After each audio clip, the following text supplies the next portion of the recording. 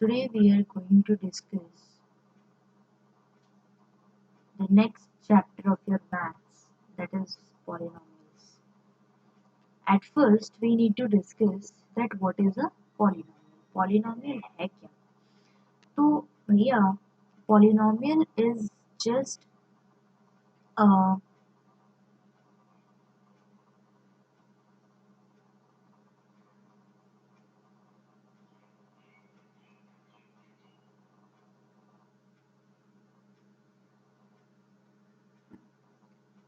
mathematical expression which can be expressed in the form of addition, subtraction और multiplication. ठीक है, एक ये पॉलिनोमियल जो है वो एक मैथमेटिकल एक्सप्रेशन होता है जिसमें हम लोग दो या दो से अधिक टर्म्स को यूज करते हैं और उसके बीच में क्या होता है, ये या तो एडिशन या तो सब्ट्रैक्शन या तो सीधे मल्टीप्लिकेशन. ठीक है, अब अगर हम लोग बात करें कि कोई भी एक अगर मैथमेटिकल एक्सप्रेशन अगर हम लोग लिख देते हैं तो क्या वो हर एक एक्सप्रेशन पॉलिनोमियल हो जाता है? Is it possible?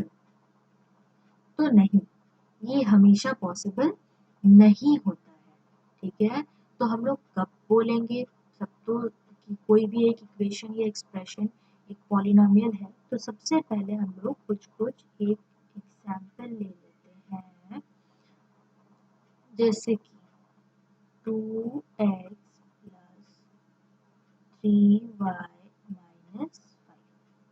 ठीक है, हम लोगों ने ये एक कोई इक्वेशन ले लिया, बट ये तो देखो क्या है कि मैंने क्या बोला कि यहाँ पे जो एक्सप्रेशन होगा, ठीक है, उसमें देखो अगर मैं x की कुछ वैल्यू डालती हूँ तो क्या ये y का वैल्यू रिजॉल्व हो जाएगा? y का वैल्यू तो रिजॉल्व नहीं होगा, y तो y का वैसे ही रह जाएगा.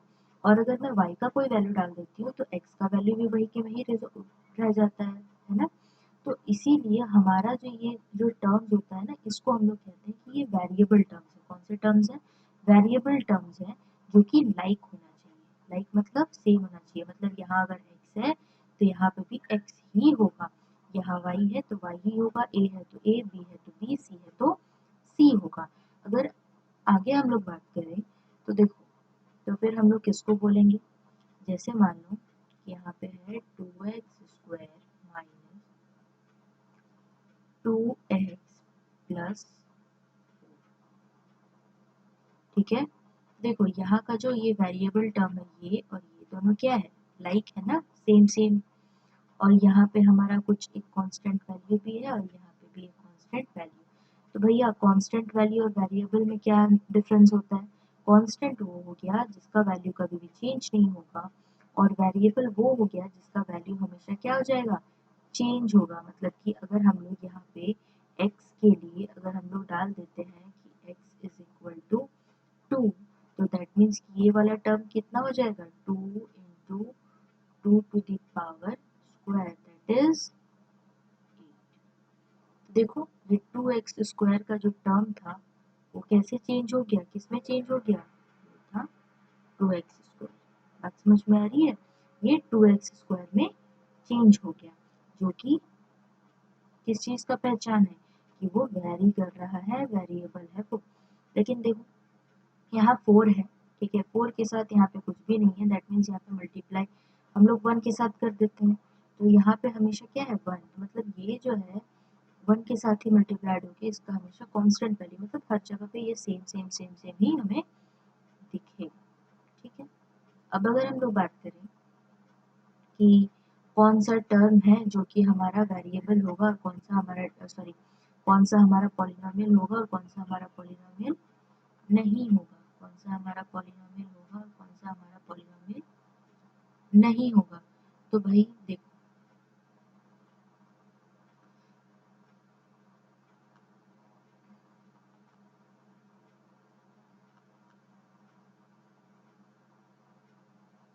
देखो जैसे मान लो, जैसे कि मैंने अभी भी एग्जांपल बताया कि 2x plus that will be 3x minus 6। ये एक एग्जाम्पल है, ठीक है। ध्यान से देखना कि यहाँ पे ये जो x है वेरिएबल टर्म है, ठीक है। इसके इसका जो पावर है वो एक इंटीग्रल वैल्यू है। क्या है? Integral value. और कैसा इंटीजर है ये? Positive integer. नेगेटिव इंटीजर ये नहीं है। बात समझ में आ रहा है? तो कभी भी ये जो हाईएस्ट पावर वाला जो भी हमारा वेरिएबल होता है उसका जो हमारा पावर है वो कभी भी फ्रैक्शन नहीं होगा। फ्रैक्शन नहीं होगा। बात समझ आ रही है? ठीक है। फिर हमारा जो वेरिएबल है वो वेरिएबल कभी भी रूट के अंडर नहीं रहेगा। जैसे कि अगर मानो मैं अगर रूट एक्स लिखती हूँ तो इसका मतलब क्या होता है कि एक्स टू द पावर 1/2, जो कि पॉसिबल नहीं है किसी भी पॉलिनोमियल के लिए। और यहाँ पे जो ये फ्रैक्शन कहा था ना मैंने, इसका मतलब था कि एक्स टू द पावर अगर 3/2 हो जाए, वही तो चीज़ यहाँ पे हो गया ना कि देखो 1/2 है, यहाँ पे 3/2 है, मतलब ये फ्रैक्शन हो गया। और ये कभी भी रूट में नहीं रहेगा। दैट मीन्स अगर रूट में हुआ तो इसका वापस से पावर क्या हो जाएगा? फ्रैक्शन में हो जाएगा। ठीक है। कभी भी नेगेटिव रूट नहीं होना चाहिए। कभी भी नेगेटिव रूट नहीं होना चाहिए। मतलब रूट के अंदर कभी भी माइनस नहीं होगा और ना ही नेगेटिव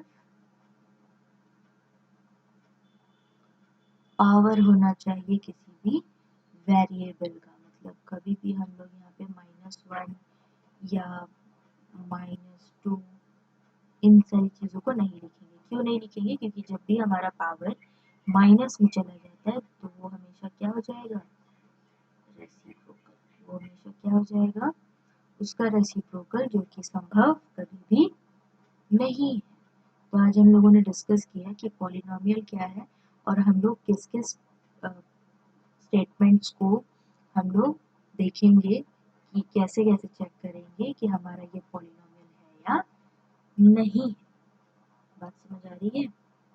अब अगर हम लोग बात करें कि क्या कहते हैं डिग्री ऑफ द पॉलिनोमियल क्या होता है, अगला टॉपिक। ठीक है। अगला क्या है कि डिग्री ऑफ द पॉलिनोमियल हम लोग किसको बोलते हैं।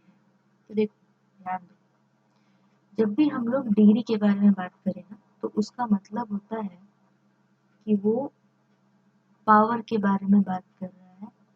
और कैसा पावर? Highest power. कैसा पावर?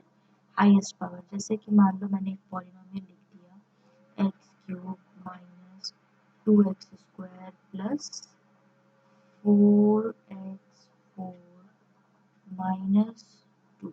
ऐसे अगर मैंने कुछ भी एक लिख लिया, ठीक है, जस्ट एज्यूम कि ये एक पॉलिनोमियल है और यहाँ पे लिख दिया। तो ध्यान दो यहाँ पे कितना पावर है भैया x का? वो है 3। यहाँ कितना है? 2 है। यहाँ पे कितना है? 4। और यहाँ पे कितना होगा? 0। मतलब anything to the power 0 is 1, इसलिए हम लोग यहाँ पे x का पावर 0 लिख सकते हैं। तो भाई बताओ कि 3 बड़ा है, 2 बड़ा है, 4 बड़ा है या 0? इन चारों में से कौन सा हाईएस्ट नंबर है भाई? वो है 4। तो ये 4 हमारा क्या हो जाएगा इस पॉलिनोमियल का? डिग्री। क्या हो जाएगा? डिग्री हो जाएगा। बात समझ आ रही है? उसी तरह से अगर हमारे यहाँ पे होता कि 3x 9 माइनस 10 मान के चलो, तो यहाँ पे x का तो एक ही टर्म दिख रहा है, यहाँ पे कुछ नहीं है, मतलब 1 है। मैंने अभी भी बताया 1 का मतलब यहाँ पे x टू द पावर 0। तो देखेंगे कि 9 बड़ा है या 0, तो वो है 9 बड़ा होगा ना भाई। तो इसका डिग्री कितना हो जाएगा? बोलो। तो ये हमारा डिग्री था। ठीक है। ये हमारा डिग्री था, इससे ज़्यादा हमें डिग्री में जानने की ज़रूरत नहीं है। जहाँ भी हाईएस्ट पावर दिखे पहले तो चेक करो कि पॉलिनोमियल में वो चेक करें हम लोग कि वहाँ पे वो पॉलिनोमियल है या नहीं है। किसी भी इक्वेशन में हम लोगों को ये चेक करने की ज़रूरत होती है कि वो पॉलिनोमियल है या नहीं है, वो पॉलिनोमियल है या नहीं है। ठीक है, check whether the given expression is a polynomial or not.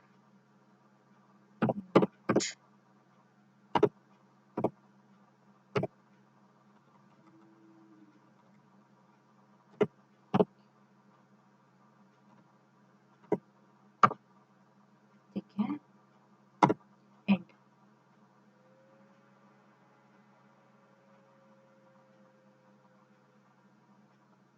सबसे पहले हमें ये चेक करने की बहुत ज़्यादा ज़रूरत हो जाएगी कि जहाँ हमारा इक्वेशन या एक्सप्रेशन हमें दिया गया है वो एक पॉलिनोमियल है या नहीं, और उसके बाद हम लोग क्या करेंगे, यहाँ पे चेक कर लेंगे कि वो क्या डिग्री दे रहा है।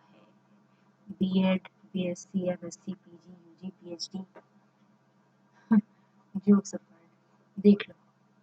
तो ये हमारा डिग्री हो गया हमारा पॉलिनोमियल का।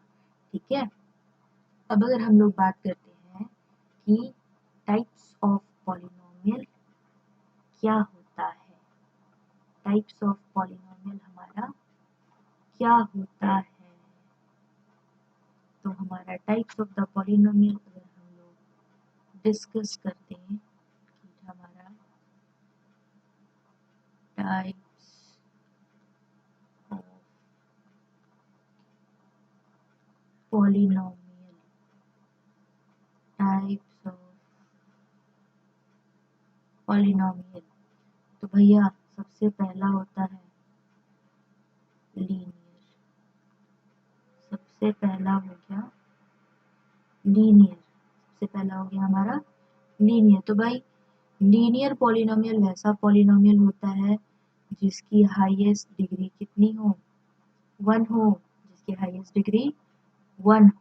ठीक है, फॉर एग्जाम्पल 4x, देखो यहाँ पे कुछ नहीं है, मतलब यहाँ 1 है तो इसका हाईएस्ट डिग्री भी क्या हो गया, 1 हो गया। दूसरा अगर हम लोग बात करें तो वो होता है क्वाड्रेटिक। दूसरा क्या है, क्वाड्रेटिक है, तो क्वाड्रेटिक का मतलब हो गया कि इसकी डिग्री कितनी होगी, हाईएस्ट 2 होगी, मतलब 2x² - 2। तो देखो यहाँ कुछ नहीं है, मतलब वापस से यहाँ 0 हो गया। 2 और 0 में कौन बड़ा है, 2 बड़ा है, तो दैट मीन्स कि इसकी डिग्री हो गई 2। और थर्ड हो गया हमारा क्यूबिक। तो क्यूबिक का मतलब है कि डिग्री कितनी होगी हाईएस्ट, 3, मतलब 3x³ - 4x + 2। तो यहाँ देखो, यहाँ हाईएस्ट, यहाँ पे 3, यहाँ पे 1, और ऑब्वियसली यहाँ पे 0 ही होगा, तो इसकी हाईएस्ट डिग्री कितनी हो गई, 3 हो गई, तो ये क्यूबिक हो गया। और चौथा हमारा होता है बाई क्वाड्रेटिक। क्या होता है, बाई क्वाड्रेटिक। यहाँ पे हमारा है कि डिग्री कितने के बराबर होगी, 4 के बराबर, 4x 4 - 16। देखो यहाँ पे कुछ नहीं, मतलब यहाँ 0, यहाँ 4, तो हाईएस्ट डिग्री हो गई 4। ठीक है, अब अगर हम लोग बात करें किस चीज़ की, ये तो था हमारा टाइप्स ऑफ द पॉलिनोमियल। ठीक है, अब अगर हम लोग बात करते हैं कि टर्म्स ऑफ द पॉलिनोमियल क्या होता है। ठीक है, टर्म्स ऑफ द पॉलिनोमियल जो है हमारा, terms of the polynomial, terms of the polynomial. तो देखो टर्म्स के साथ क्या है ना, कि अगर मैं एक पॉलिनोमियल लिख रही हूँ कि 3x² माइनस 4x प्लस 12, ठीक है। तो ये पहला यहाँ पे जहाँ पे एक ऑपरेटर आ जा रहा है, जैसे यहाँ पे माइनस है, तो ये एक मैथमेटिकल ऑपरेटर हुआ, ठीक है। तो उसके और यहाँ पे कुछ नहीं है मतलब प्लस, तो कोई भी दो मैथमेटिकल ऑपरेटर के बीच में जो ये पूरा लिखा हुआ रहता है ना, इसी को एक टर्म बोलते हैं, ठीक है। तो ये एक पहला टर्म हो गया। फिर दूसरा देखो, इसके और इसके बीच में एक और हमें मिल गया, तो ये हमारा एक और टर्म हो गया। और यहाँ कुछ नहीं है, तो ये तो कुछ है ही नहीं, बट यहाँ पे एक और टर्म मिल गया। तो दैट मीन्स कि यहाँ पे कितने टर्म्स हैं, 3 टर्म्स हैं यहाँ पे। और इसी को हम लोग कहते हैं कि ये क्या है, टर्म्स ऑफ द पॉलिनॉमियल, ठीक है। तो आज के लिए इतना ही। बाकी अगर आपको कोई भी प्रॉब्लम होती है तो आप प्लीज़ कमेंट करें, और कमेंट सेक्शन में आप अपना डाउट क्लियर कर सकते हो। तब तक के लिए आप हमारा वीडियो देखो, लाइक करो, शेयर करो और मेरे चैनल को सब्सक्राइब करो। Thank you.